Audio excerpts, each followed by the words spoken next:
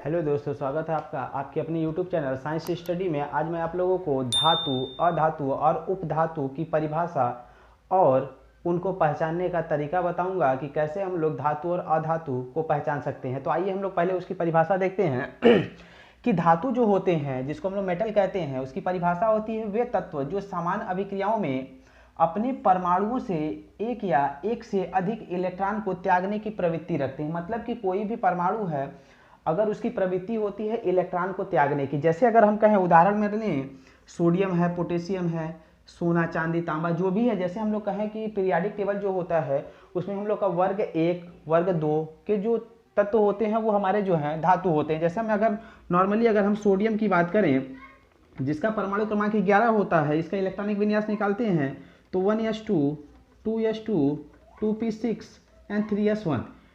तो इसकी जो है वायतम कोश में जो है कह सकते हैं कि एक इलेक्ट्रॉन है, तो ये क्या करता है, अपने अष्टक को पूरा करने के लिए जो है ये इस इलेक्ट्रॉन को जो है वो त्याग देता है। तो जो ये है, जैसे ही ये अपने एक इलेक्ट्रॉन को क्या करता है, त्यागता है, तो सोडियम के ऊपर जो है एक प्लस आ जाता है।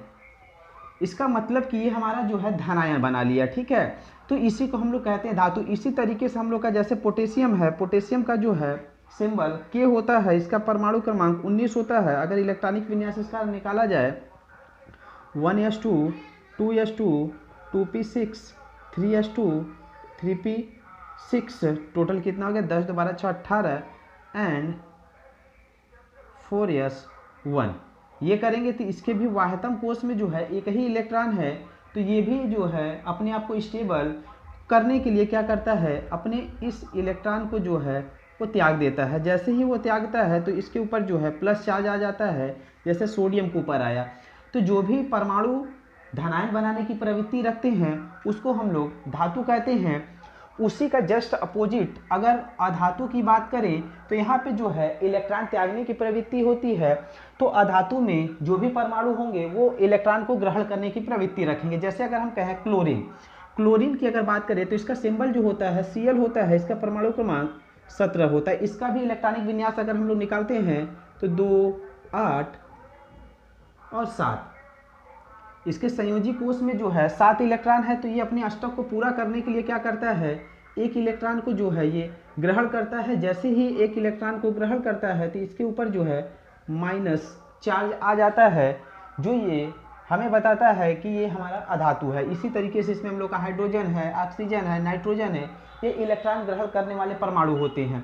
उसी तरीके से अगर हम तीसरे की बात करें उपधातु, तो उपधातु में जो भी परमाणु आते हैं वो हमारे जो है धातु और अधातु दोनों के गुण रखते हैं। जैसे हम कहें कि इसमें मैंने जर्मेनियम, आर्सेनिक, सिलिकॉन, ये सब जो होते हैं इनमें जो है धातु और अधातु दोनों के गुण पाए जाते हैं। जैसे अगर किसी एक उदाहरण की अगर बात करें, जैसे सिलिकॉन, इसका परमाणु क्रमांक जो है 14 होता है, इलेक्ट्रॉनिक विन्यास 1s2 2s2 2p6 3s2 3p2।